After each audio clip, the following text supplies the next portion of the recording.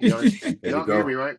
So, okay, I got Yep. Yep. the excuse me, I got the stream connected on Facebook. It's not running live yet, but I got it Okay. connected. So we got all this other stuff good. We're good to go. Y'all can hear me okay, which is great. Yeah. I wanted to make sure you weren't going mono on me over here. 'Cause Hold that's what on, I'm gonna sound like man. you going mono. My daughter called me right in the middle where I'm talking about this. Of Um, course. and hold on one second. Trust me, bro. Hey, Bree, what's up? Trust me. Yeah, I'm about to start my podcast. You want to join us?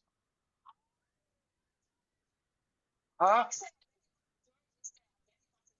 Yeah, every Monday. Huh? Come on now, make a decision. We late. I don't mind. You want to get on? I haven't seen her in a long time. Tell her she can see Greg. Hold on, Bree. Let me send you the link. How unique. We'll be Yeah. done by 8 o'clock our time. Um, yeah. And if we already running late because my mic went out. I don't know why, but my mic went out. So I'm about to send you the link now. Oh yeah, we weren't in Mexico. We good. But The but cartels. yeah, Bree, go ahead and join the call.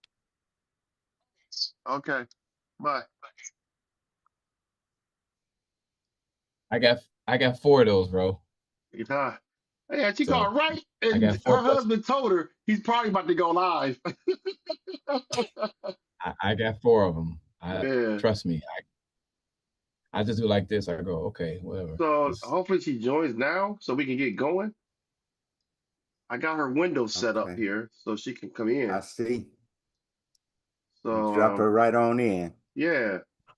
So yeah, we this got to is figure out what topic we're gonna be able to get through Mars because since we cut a little bit of time. yeah. So Yeah. I'm gonna skim through them pretty quick. I want to try to get about like 10 minutes each one, all and right. then we could go back and forth on something. But we're gonna go ahead and start because I don't know where Bree at. Um, I want to just keep her off She, the page here and bring her in a second. Let me see, would that work? Okay, I'm just gonna just leave it. I don't want to just leave it black. Um, crap, Bria, come on, get on. I'll just, I Probably just, have our I'll she just probably add have her. I'll just add her later. she Um, probably have our computer on. so you got the topics already. Yep. And I got them lined up here as well on my computer here, so I can see them. So I'm about to go ahead and go live on Facebook. Can't believe that girl called me right in the middle of that. I believe. So stand by. I'm about to go live with the music and everything.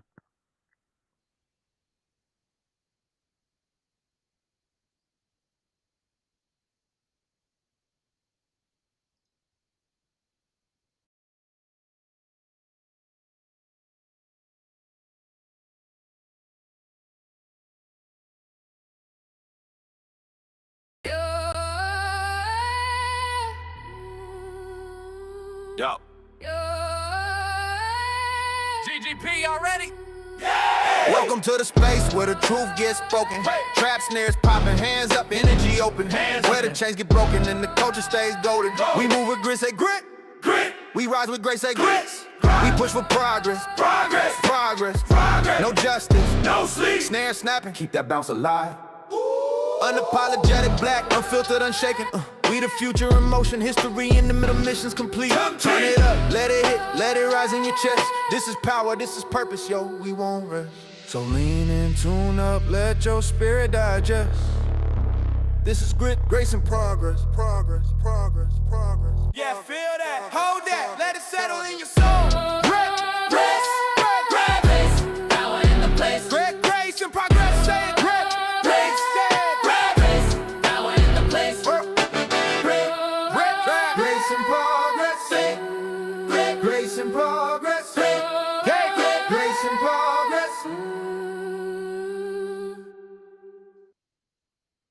Man, every time I All hear that, right. it sounds good. Every time I hear it, man, I love that. Every time. Pat Every myself on time. the back. Got all the stuff. But welcome back, everybody, to Good Grace and Progress. This is the space where we slow down the noise, break down the narratives, and tell the truth, the clarity, and compassion. Tonight, we're diving into 3 stories shaping the national conversation. Stories about power, history, and emotional impact of the world our children are growing up in. We're starting with a deep dive into the Georgia State Election Board's reprimand. Reprimand, now hear this, of America's PAC, and what it reveals about election law, political influence, and how quickly misinformation can take over a public conversation.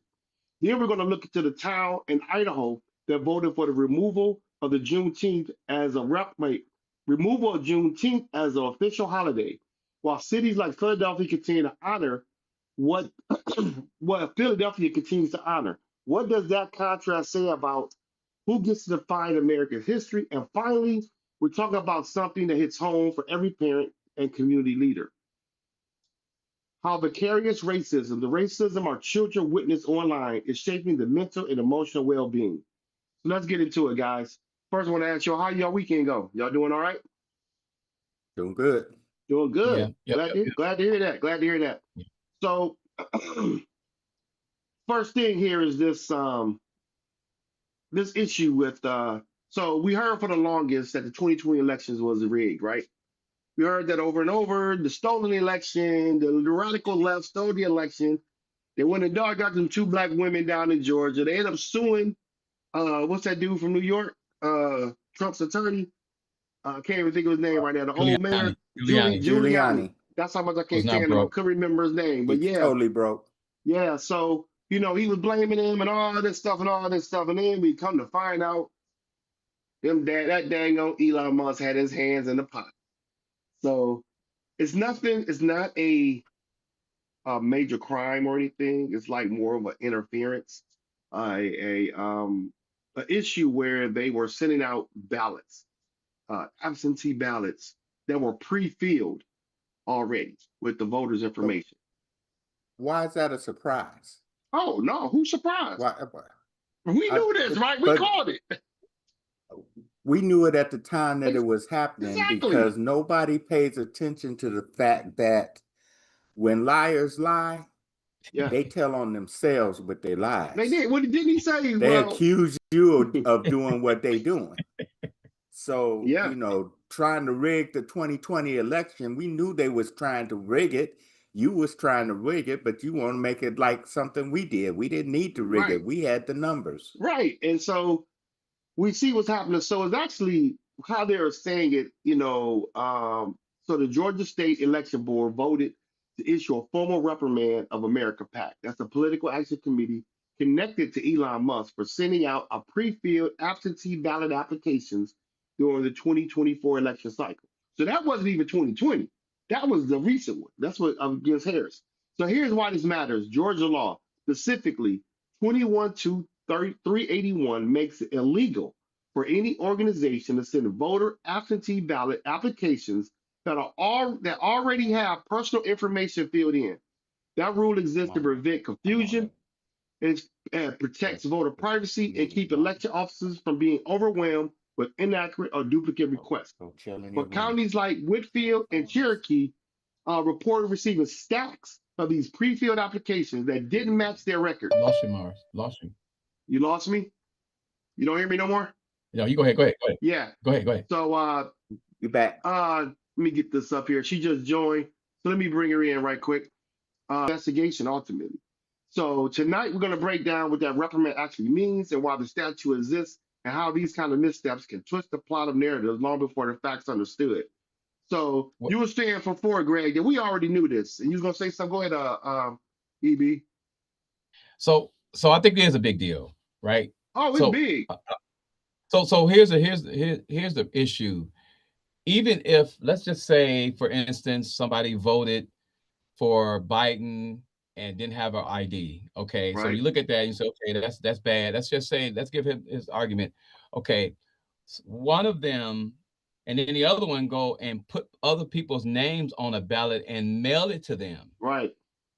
Who is to say that one of both of those is one is worse than the other? Right. My objective to this is this: the whole stolen election and corrupt election stuff goes both ways. Right. So if we stole the election, or if we stole anything from Trump because we had illegal voters, you are filling out a form, sending it to somebody with the assumption they still live there, right? Anybody in that house could fill that voter registration out because everything is already on it, and mail it out. Yeah. Give me a break. That should be a major crime, and we should be prosecuting that. Instead, they had whatever her name, what's her the national election person there in the county. I forgot her name. The FBI busting Chris, went down there. Well, she's over she's actually over what is the Homeland Security, isn't it?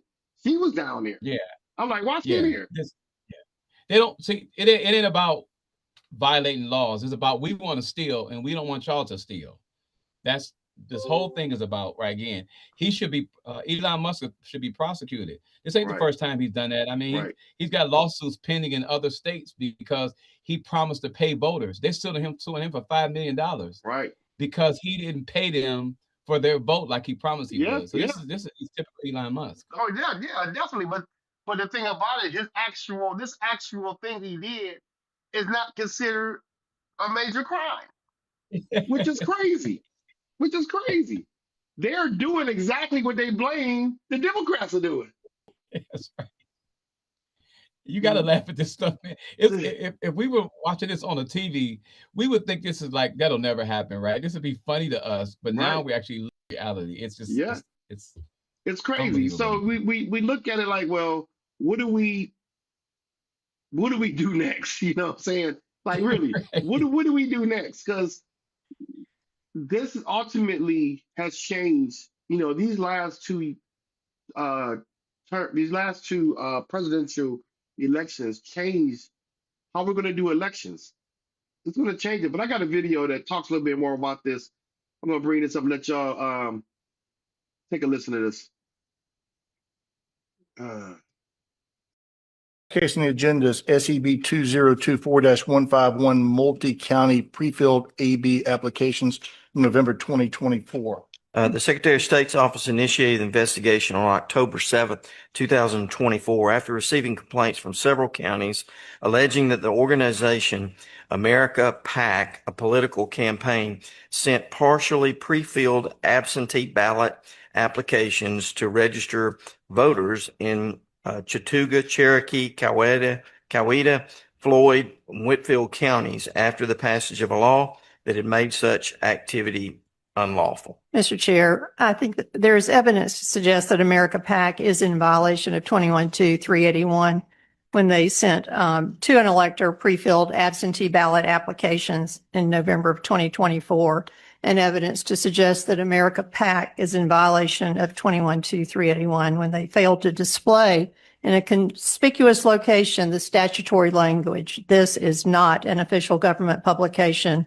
and was not provided to you by any government entity, and this is not a ballot. Mr. Chair, I would move that we issue, I'd make a motion that we issue a letter of reprimand to America PAC. We have a motion to issue a letter of reprimand to America PAC. Is there a second? Second. We have a motion and a second. Any further discussion? Hearing no further discussion, all those in favor of issuing a letter of reprimand to America PAC signify by saying aye. Aye. Any opposition? Hearing no opposition, so moved. A letter of reprimand will be sent to America PAC on case SEB 2024-151. My question the letter is of reprimand should be the start, not the end. Yeah, exactly. Now, this is the question though, y'all. How many people in that room voted for Trump? Remember, this is Georgia. I can't hear you. I can't hear you, EB. This is just, there you go, malfeasance, right? I mean, I don't know what other word to use. It's like, so all we're gonna do is anymore. I mean, I'm gonna now that she's showing up. Hi, Bree. Sorry. What is it teaching people like Bree and Bree's generation of how we run elections and how we do things, right? Right. I'm kind of glad it's happening during their time so they can see why our ancestors fought so hard to do the things that they're doing to make this thing free and fair. We should be doing more than slapping hands. Elon Musk, here's what I think happened. Somebody was going to leak this out. They had to jump ahead of this and do something. Right. So they slapped them on the hand and say, okay, we took care of it. Right. This should be a major crime in Fulton County. Oh, I definitely agree. I agree with you. I agree with you wholeheartedly because we've been talking about election interference and things of that nature. And the thing about it is that all that investigations show that there was no fraud. So where was what happened that they missed this during those investigations? Now that was during the 2020. I don't know if they did all these, of course they didn't do all these investigations during the 24 election because Trump won. So they didn't go deep because they knew they cheated. But the Democrats didn't check it. That's my issue. They didn't push it like the Trump. I mean, they all they thought about the fact that they were cheating. So why didn't they push for investigations the same way he did in 2020? They try to make it. Well, we don't want to do the same thing. You know, what are you gonna say, Bree?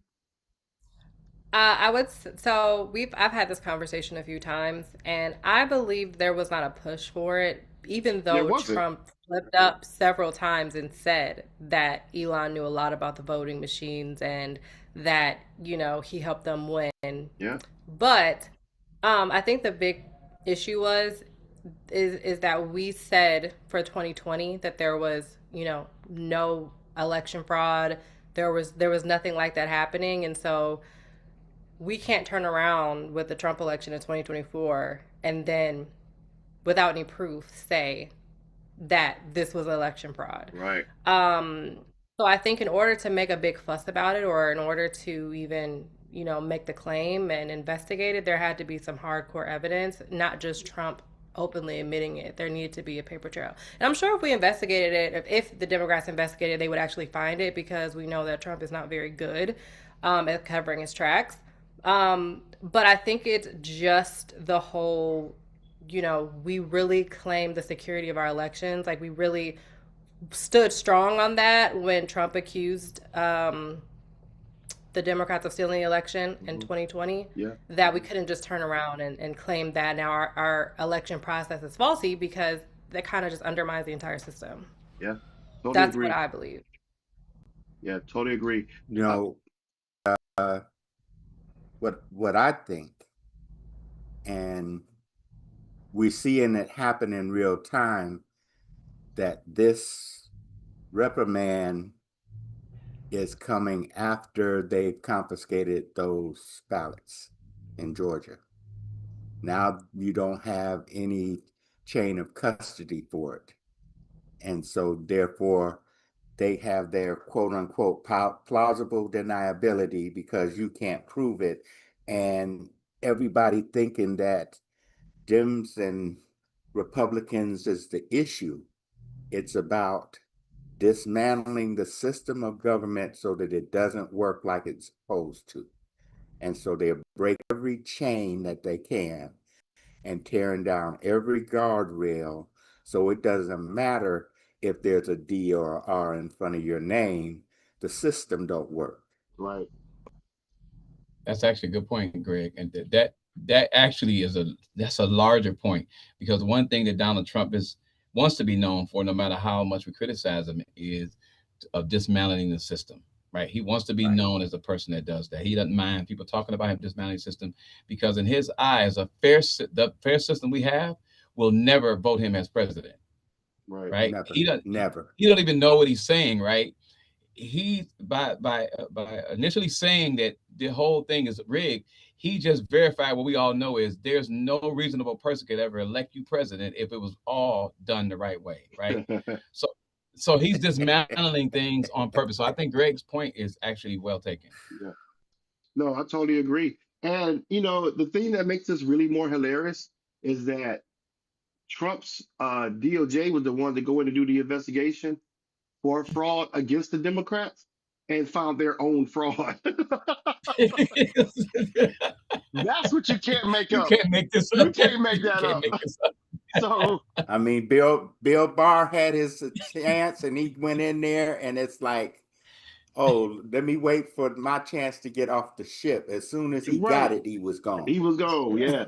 So while that story deals with the mechanics of democracy, our next story deals with the meaning of history and who gets to decide which part of history is worth honoring. And before we get into that, I'm going to go in and show this video first, and then we will see what's happening. Let me find it first. Yeah, it's hilarious with this whole thing with history. You know, they had to put the slavery information back up on the president's house in Philadelphia. It's like one thing after another that keeps screwing up. But this is the one. This one kind of, not that it surprised me because we knew it was coming down the pipe, but for when you hear this mayor talk, it was so egregious that no one is speaking about his tone and how he said these words. Listen to this. If it'll play. Where is it at? Come on, post it. See how they be doing me, man? Now, this is while we're doing. Is this live? Yeah, we're live. we You rolling. live. You live. You live. There's no way to. I thought you were gonna clip it. That's why My we bad. miss you, Bree. That's why we miss you. You'd be having all This as we continue our coverage of Black History Month, commemorating African Americans who fought and paved the way for freedom and equality. Getting community reaction on the Post Falls City Council decision to replace Juneteenth with Columbus Day. The holiday celebrated on June 19th marks the end of slavery in the United States. Giera Cottingham reports.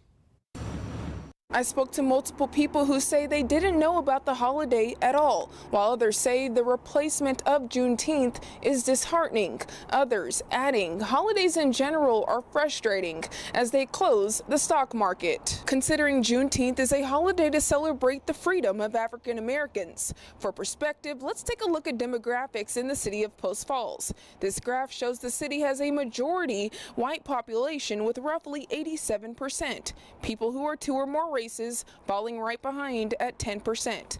Black or African Americans make up just 0.25% of the city. Removing Juneteenth from the list of city holidays and restoring Columbus Day, which I believe is a more appropriate holiday honoring our American heritage. On June 19, 1865, Major General Gordon Granger, a prominent leader in the Civil War, brought big news to Galveston, Texas. Word of relief for thousands of enslaved African Americans suffering in dehumanizing conditions. His announcement freed the slaves, letting them know the Civil War ended. Social media didn't exist like it does now, and the relief came 2.5 years late, following then-President Abraham Lincoln's signing of the Emancipation Proclamation in 1863, the document declaring all persons held as slaves shall be free. Juneteenth became a federal holiday in 2021, and across the country and in Spokane, a day about freedom is celebrated by all races and backgrounds. Post Falls Mayor Randy Westland proposed replacing Juneteenth with Columbus Day, the council voting 4-2 in favor of the decision. Here's what community members had to say. I don't know too much about Juneteenth, but I know that I feel like a lot of people aren't being shown recognition now. That woman adding that Juneteenth being a celebration for Black Americans, she feels emotional towards the decision. It made me feel sad. In a statement, the NAACP Spokane chimed in, saying Juneteenth is significant not only to the Black community, but to all Americans. Recognizing our past helps us learn from previous missteps and build stronger community ties. By hiding this history, we invalidate the struggles of those who came before us. It is together that we grow, love, and transform. Reporting in Post Falls, Giera Cottingham, Nonstop Local. Man. Wow. So there you have it. I mean, we knew this was coming, right? We knew this was coming.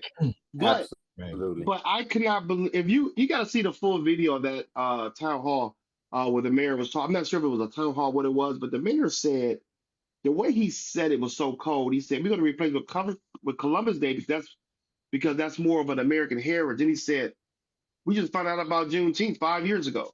No, you found out about Juneteenth 5 years ago. I was about to say. Because we've been celebrating Juneteenth.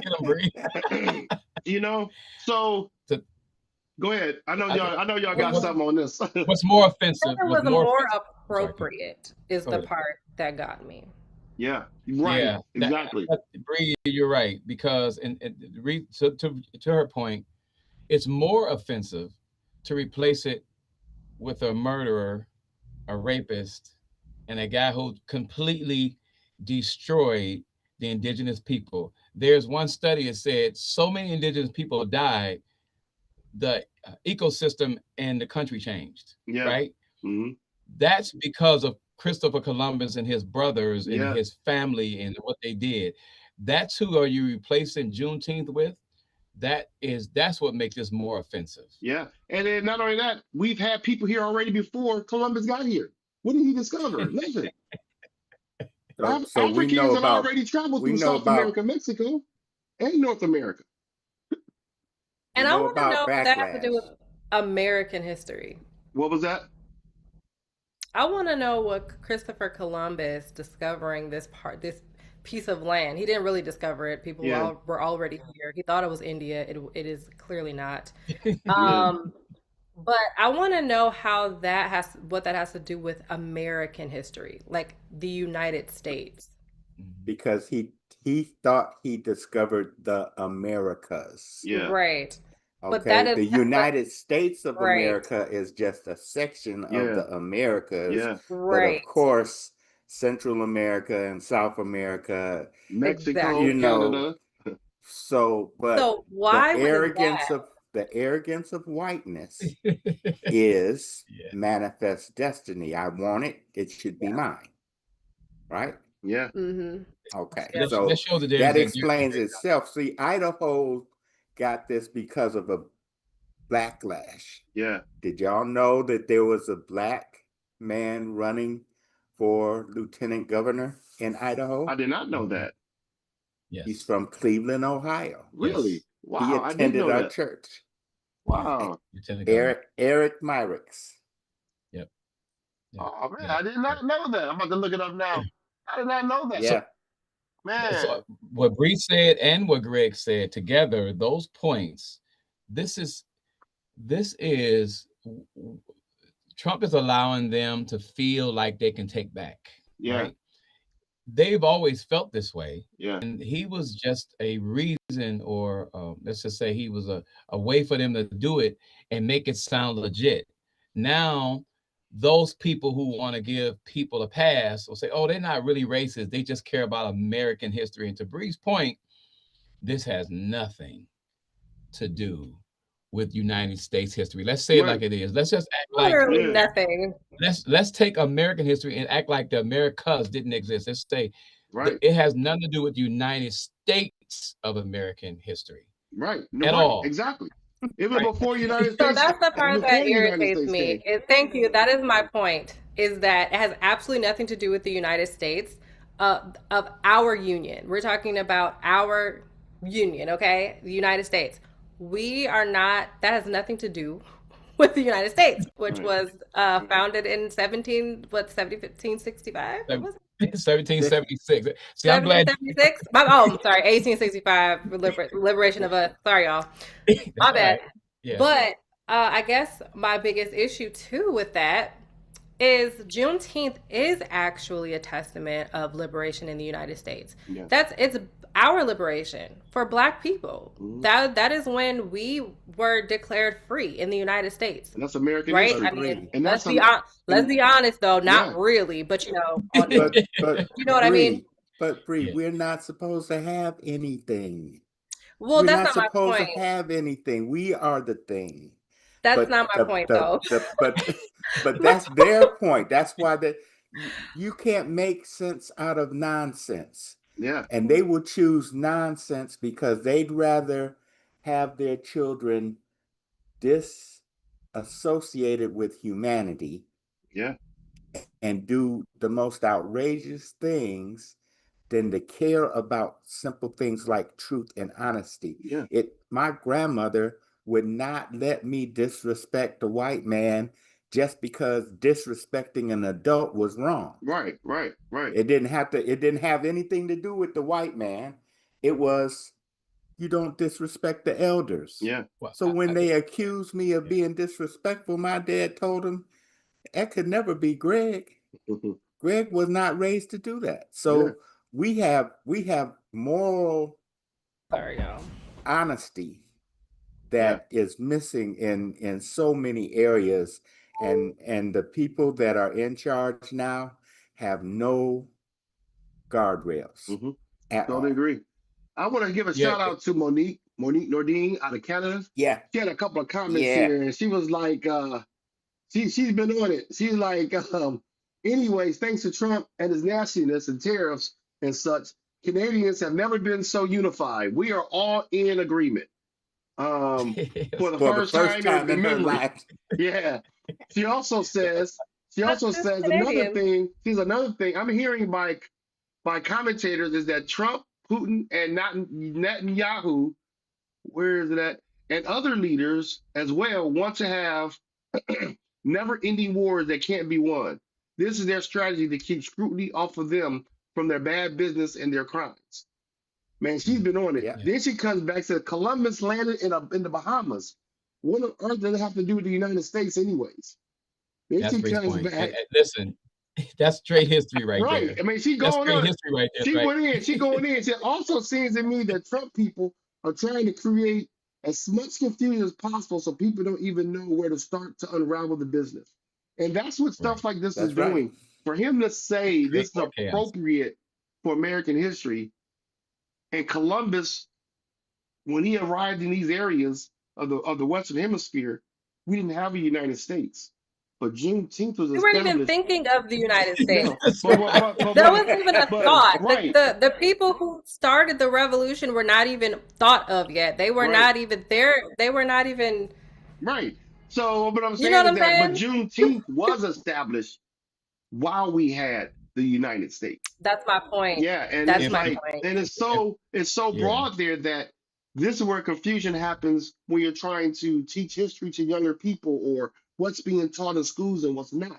And that's what leads me to my last topic today, because I tried my best to put these in order, to go into a order, because we went first into the fraud issue, and then we go into the history issue of removing things from history. You want to say something, Bria? I do. Sorry. Just one thing I want to say. Go ahead. The beautiful thing about our people is that we never needed a national holiday to celebrate our Black excellence, our Black liberation, all of our Black ideas that have turned into movements for the United States. I mean, you have so many creations, and so many Black people have pioneered in the United States, and we've never needed a national holiday to celebrate those things. So really, in my opinion, our culture is a benefit to those who get to be exposed to, who are not a part of our community. So if hold on, I'm on. Okay, bye. Oh, sorry, y'all. So if they want to make, they want to put Columbus Day over Juneteenth, okay, like, have a field day. You know what I'm saying? Have a field day, because Black people are never going to stop celebrating us. Okay, we make this country what it is. Yeah. Every single industry that we have in this country is influenced by Black people.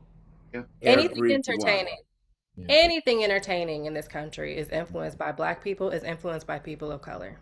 Okay, you wouldn't have the success in Hollywood without us. You wouldn't have the success in sports without us, in business without us. Innovation, business, technology, innovation, science, healthcare, industry, medicine, all of that. Yeah. Right. So you take us out of that. You take our inventions out of that. You take our creativity out of that, our culture out of that, and you really just got unseasoned chicken and unseasoned everything. So we are not really. I understand the disappointment there. I understand the feeling even the feeling of rage that can come out of hearing him say that mayor say that. He's clearly. You don't have to be too educated to be in office these days, apparently. Well, no, he was intentional. So he knew exactly what he was doing. He was willfully ignorant. Go ahead. He was But I'm just saying, you know, Go ahead.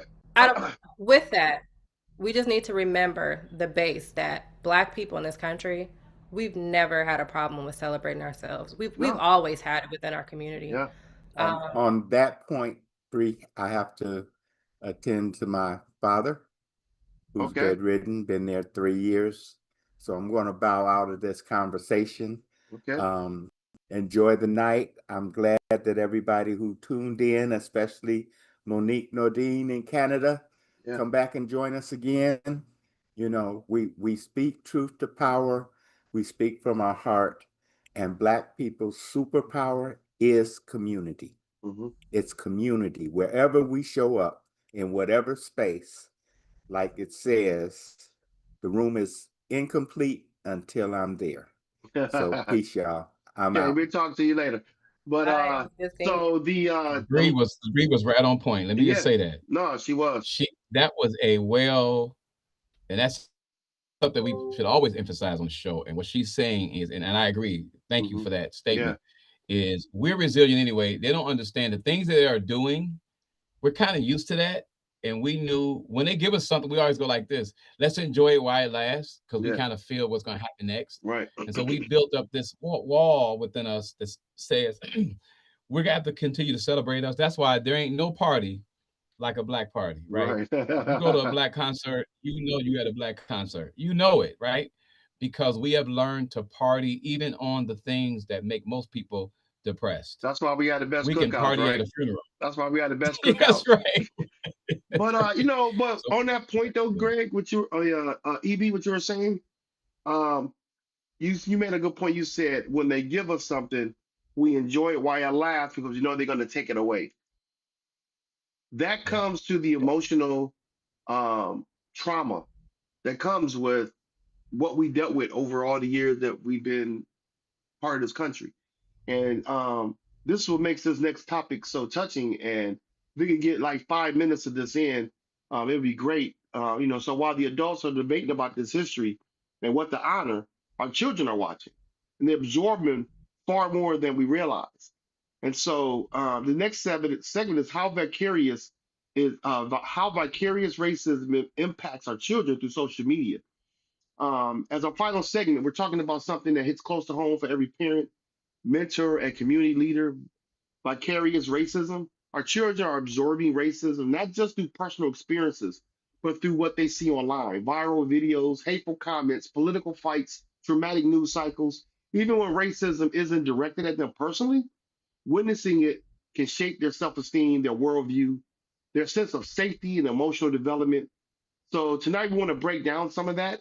And I know that Bria just got in late. She didn't get the notes I had, but one of the talking points I want to, it's a couple of them, but I'm going to say these. I want y'all to just jump in when you hear it. Children don't have to experience racism directly to be harmed by it. Witnessing online can create fear, anxiety, and self-doubt. Social media exposes kids to constant stream of racial trauma, police encounters, hate speech, and discriminatory incidents. And then, this shapes how they see themselves, how they see the world, and how safe they feel moving through it. And then we have to help them process what they see, not to internalize it. Healing requires intentional conversations, emotional check-ins, creating spaces where kids feel affirmed, protected, and valued. Now, we all been children. We might not have had social media, but we know how we've been impacted by racism. But what is happening now is that it's not always directed at a child, but they're absorbing it through the actions that they see. You know what I'm saying? Not necessarily you have to call somebody the N-word, but you're seeing it in the actions, like removing Juneteenth from federal government in Idaho. That's something the children see because it's going to be now you won't get that day off, for parents or family gatherings if it's in the middle of the week, unless it's a weekend. But give me your thoughts on that. You remember the conversation we had, I think it was maybe last year, or maybe the year before, where I talked about how taking the lessons about racism and the lessons about it out of the school is out of schools and classrooms is Yeah. what's really harmful, because when you take the lessons about racism out of school, children, black children, they don't understand the divide. They don't understand why their people are so impoverished. They don't understand the racist attacks that they see in the media. Right. Meaning they will think black people are inherently less than if you do not teach them why the divide exists in the classroom. Right. They spend most of their day at school. And while we are the first teachers for our children, they spend most of their day at school during the week. And there have been books banned from schools. There have been, sorry if you guys hear my family.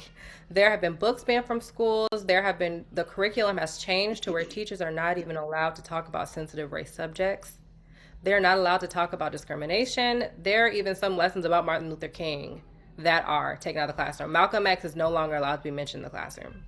So when we look at that and we look at how black people view them, how black children view their own people, we have to understand that that is impacted by what they are learning in their curriculum at school. The education about the racial divide in this country, about discrimination, about the oppression of black people is super important. It's how we grew up. In U.S. history, even though we only got a little section of it in the classroom growing up, it really did help shape our understanding of why our people are so oppressed, why we have impoverished neighborhoods. And I talk about this all the time, the difference between black poor and white poor. Totally different things. Totally different things.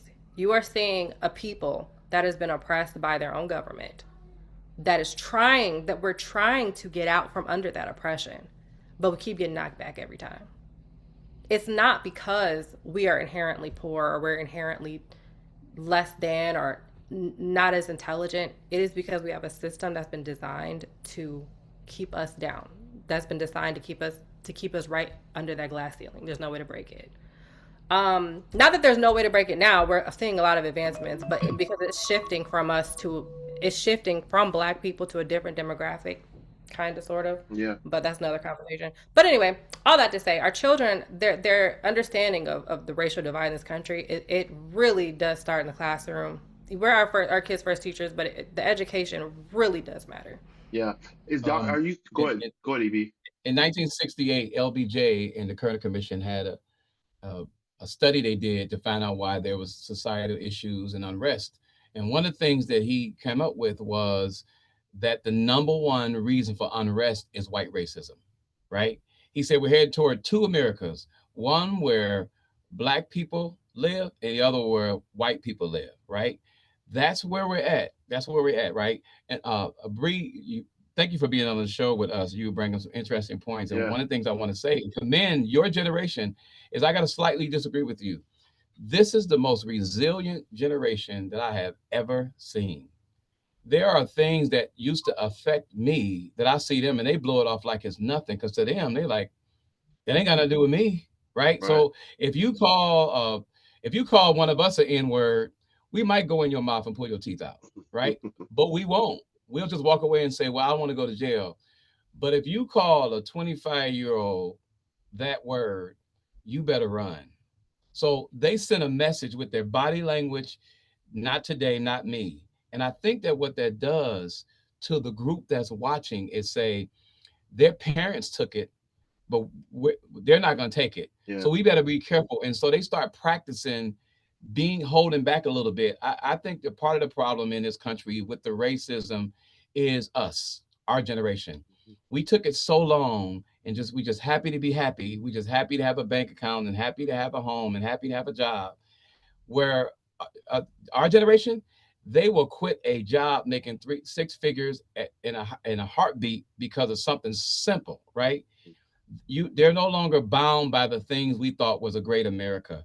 I think that this generation alone, even with all the things that are happening, yes, she's right. The education system and all that stuff's got to start at home. But I think if you teach some fundamentals to your children, and once they leave home, they say, whatever you say about me is wrong based on what my mother and father say. You don't know what you're talking about anyway. They're almost so arrogant that it's irritating, but it's refreshing, right? Yeah. So even when you say something to them to correct them, they go, "That's not true," and you have to argue with them to prove that what they're doing is wrong, because that's how resilient, and we've made them such a force to deal with. Yeah. I totally So agree the with you on that. problem, sorry. No, go ahead. So yes, so I agree with that. But I would say the challenge, not the problem, but kind of, but the challenge is that so many millennials are working really hard, meaning they are working to keep food on the table. So the exposure to, or the exposure to the education about racism is coming from social media and school. So while we can say, it's important to, show your children at home, demonstrate for them at home what resiliency looks like, what Black excellence looks like at home. In this economy, how many parents have that opportunity to be at home to show that to their kids? True. They're going to work. If they're taking their kids to daycare, they're working, they're picking their kids up from school, they're getting dinner on the table, they're getting the kids in the bed, they're doing it again the next day. Yeah. So when we talk about what their life, what their exposure to it looks like, they're getting racism online. Then they got the parents, especially if you got kids that go to suburban schools, they got, they're a minority in their school, and they hear all these other kids saying all this other stuff, like the N-word is cool for them. And you got, I done had to have this conversation with my own daughter. That ain't cool, okay? Your friends shouldn't be saying that, especially if they don't look like you. They shouldn't be saying that. So we've had that conversation. Yes. But the important thing is, the reason why I bring the classroom up so much is because, again, if you do not teach our children today why there is the discrimination, they need to learn about slavery. They need to learn about Jim Crow. They need to learn about Black codes. They need to learn about all of these things, because you don't want them to think that Black people are inherently poor. You don't want them to think that Black people are inherently, the position they're in is because of their nature. I know that that's like a big stretch to say, well, if they don't learn it in school, well, that's what they're going to think. But you're seeing it today. You got these young Black Republicans who are saying, well, Black people just pull themselves up by the bootstraps, and that's not what I saw. My parents did it. My grandparents did it. That's wrong. You know what I mean? You shouldn't. The only reason why a young Black conservative would think that is because they did not have the proper education growing up. And that is happening to our young Black kids today, especially as you see more Black people breaking through that glass ceiling I was talking about. The more you see Black people rise above the poverty line, which is really, really high right now, by the way. So like every year we're seeing our percentages go up in education, income, all of that's going up every year. We're doing great. But we're not passing those really important lessons down to our kids, and they're definitely not getting it at school. So all they're getting is social media, racism, N-word, Black people this, Black people that, and they're going to school and there's no education on why. Yeah. That's what's funny, because one thing I would say that's a little different. I mean, I agree with both of you on hitting it on the nail on the head. Excuse me. My pushback is two things. We did tolerate more. My generation, me and EV generation, tolerated more. My parents' generation tolerated even more, and my grandparents tolerated even more because of Jim Crow. But when you look at your generation, you're resilient, and you look at it like, well, you can't call me that, and you will push back. The other negative side of that is I think the mindset of some of the millennials and Generation Z are not as strong, and they have a lot of the mental health issues from it. Everything from, because their generation was the first generation to start going through social media bullying. That's where a lot of because right now, that's where you see all of the negativity, whether it's through videos, YouTube, Instagram, TikTok, all these things. So yes, you could be resilient in the streets, but then you have this moment when you're by yourself where you're questioning everything, your self-worth, your value.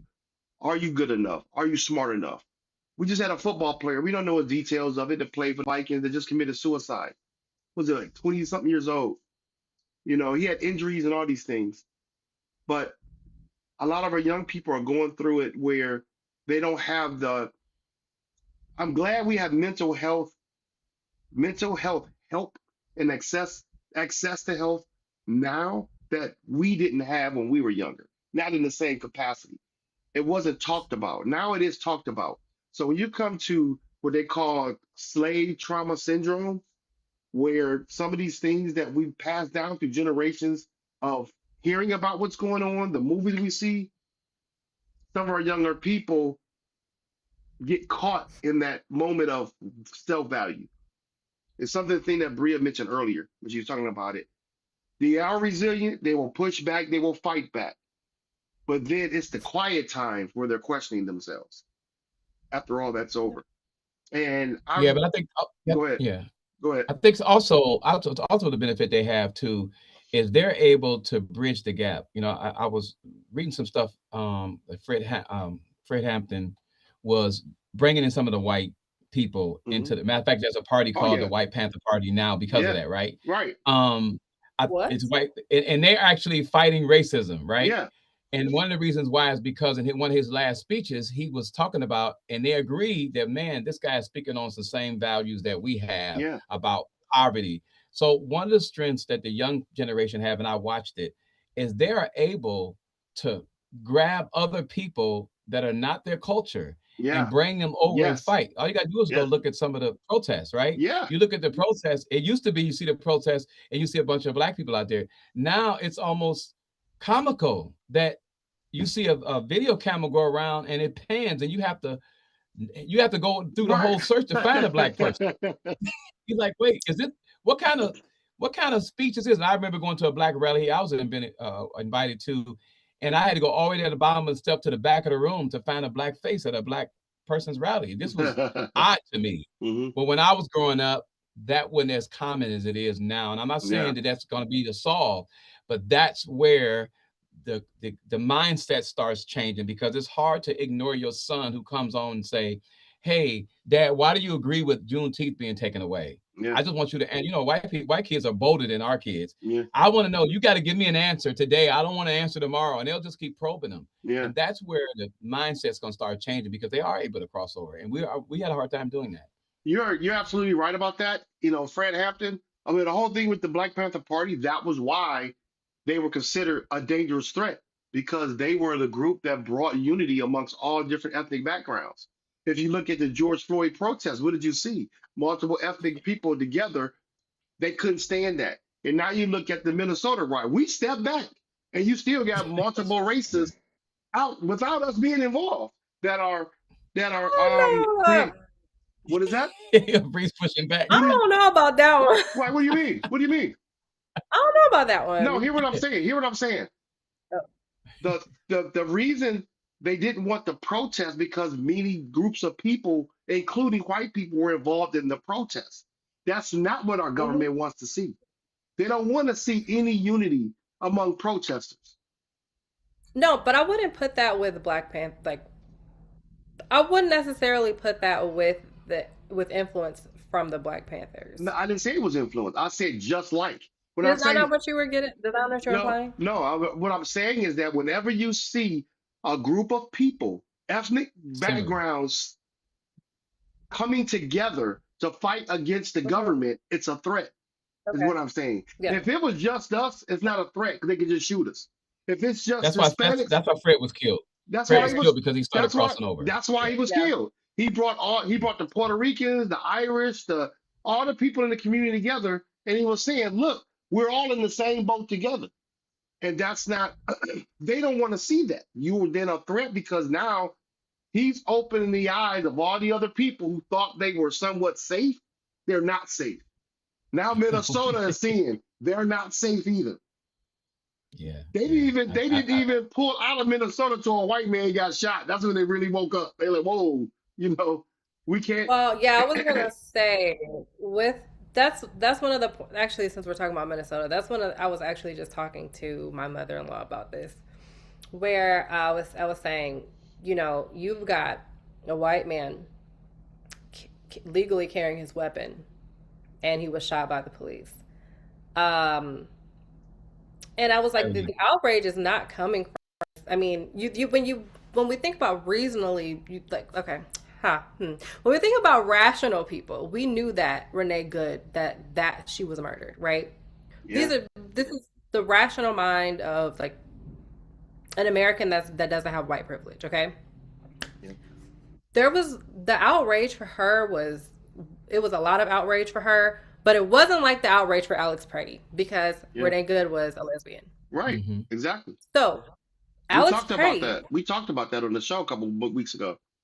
yeah, That's good. Alex Pretty should have had, not that this is right, but this is just in America. Alex Pretty should have had the protection of white privilege to the fullest extent. Yeah. He was a white man. Yeah. He was carrying Yeah. a gun, exercising his Second Amendment rights. Yeah. And he was killed by the police. Not only was he murdered by the police, he was stripped of his weapon and then shot in the back. And then they lied about it. And then they lied about it. So Black people looking at this, we're like, Okay. well, that's just another Tuesday, you know? Right. That's us. Right. And we're like, it's wrong. It's Yeah. wrong. But I think also why we also felt that, Black people also felt like, dang, Yeah. that's a white man with full on white privilege. Well, think a Like, couple weeks before, this is Bree. the first time we kind of saw. Well, you mean when he was When he kicked the tail light out. right? But He should have got Right, but- smacked down. He got a rib broke, but they could have shot him in, but they Well, didn't.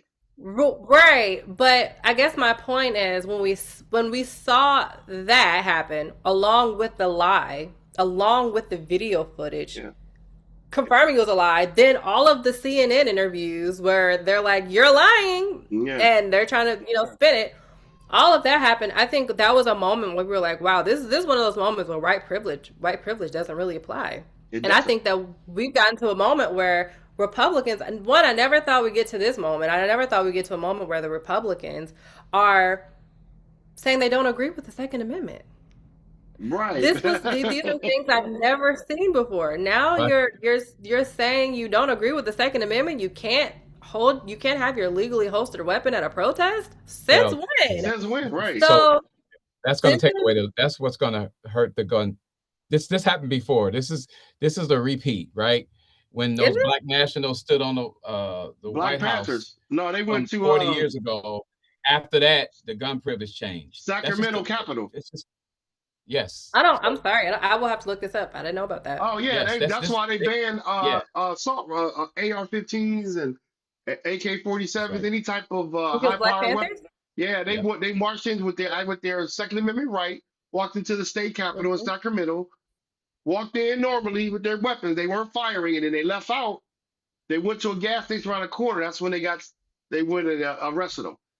And they're like, we didn't do nothing wrong. And then they banned Right. those type of weapons. Those weapons didn't come back into play again until, was it Reagan? Or was it Yes. Reagan when they That came was back, Reagan. when they were able Yeah, to I think it was have those Reagan. weapons? But getting back to your Yeah, point, this is repeating itself. It's Yeah. repeating itself over and over again. And there is an irony. And again, for Alex's family, it is terrible, right? But there is an irony. You can't be more white than him, yeah, right? Got a job as a doctor. He's got this beard. He doesn't have a black wife. He don't have no mixed kids. It's Worked at the VA. right? He's not gay. He's everything you said you should be in America. He works at the VA. He works. That's right. He's a military guy. He's Yeah. everything. well, think right? about So, this. Why do you think he got shot? Um. And this Well, goes because for he was good. This because he goes- was protesting. Yeah, but what was he protesting? Right. He was protesting for people of color. He was protesting for Exactly. ICE to get out of That's Dodge, why he got to get out killed. of there. If there was any other protest, he wouldn't have got Right. shot. It's the purpose. But That goes back again to George Floyd, when you saw white people getting, harassed by the police or getting pepper sprayed because they were protesting for something that the status quo didn't agree with. And that's the hard part. That's where you see racism existing, where black people wasn't even an issue at that moment, or people of color wasn't the issue at that moment. but it was because they stood for something for people of color. Man, this is a good. This is a good. This is a good show, man. We are at 8:15. We went like we usually get over at 8. We started late today, and I don't want to hold anybody up. But any final comments? I know y'all. This is a hot topic, and we can always continue to throw. But I do have one. Go ahead, Bree. Bree's neck is moving, bro. Right. She finna go in. Go ahead. I was just gonna say, I think that some of the outrage from Black people with this Alex Party event, which is tragedy, which sad thing, but very sad event, was that there also was a Black man that was killed by ICE. New Year's Eve. That got no media attention. In fact, we didn't even know about him until Renee Good was murdered. And the worst part about it is right now, I don't remember his name. Yeah, which is I agreed. Sad that I don't even remember his name, and I'm going to look that up. Last name was Porter. Into that, and it's going to take us to be. We have to be focused, laser beam focused. I'm anti-colonial. I don't do anything that I believe they expect us to do. I'm sorry, there's some people that don't like me because of that. There's certain foods I don't eat because I don't eat that because that's what they threw out of the window, right? So I watch our behaviors and say, this is why we're still in the same place, because we've always ignored the things that should be important, right? Yeah. She brought up a good point. Of all the things that I like to read and stuff, it's a shame that I have not spent as much time on this young man's name as I have. Porter. And so yeah, for me, the last name was for me, that's a check on me, right? Yeah. But all of us, even the people that are conscious enough to know this stuff is going on, we get pulled into this overall arching theme. We say we are important, but we don't make them make us important. Yeah. Even with what we watch on the news and certain programs I won't watch anymore because I just noticed recently there ain't no Black people on the show. Yeah. So I go, no, I can't watch it because subconsciously it bothers me. But you know, in the past we didn't really pay attention to that. Yeah. No, you're absolutely right. And you know, with that, we're gonna go ahead and end, but I want to just thank you both for here. You can stick around after I close out and we can follow up. But I want to thank all our Facebook people watching and people on YouTube. Yes. And Monique says, spot on, Bree, spot on. She's been with us all day. Mike said, microaggression. Thank you, Monique, for joining us today. Yes. You can keep that cold weather in Canada because I know it's cold in there right now. But with that, I'm going to go ahead and I'm going to take us out. Bree ain't heard our theme song yet, EB. She know you, though.